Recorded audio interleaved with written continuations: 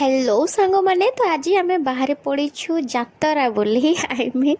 दशहरा बोली बाहर जाइछु mummy and जीजू और मो दीदी तो ये आम निमापड़ा पहुँची प्रथमे माँ को आम दर्शन कलु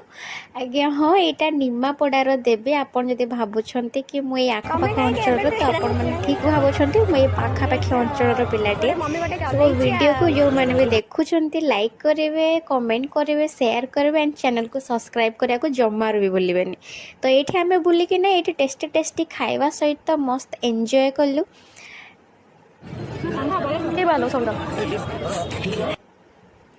एंजॉय करवा सहित ये सब छोट छोट दुकान जो भी पड़ता आम सब जगह बुलिक देखिलु कौन कौन बिक्री होता कौन कौन नहीं तो टेस्टी टेस्टी खाଇବା सहित ये भजन संध्या को भी टिके उपभोग कलु एंड फेरला बेले ये जड़े माउसी बेलून बिक्री करता बेलून आनिक आसिली।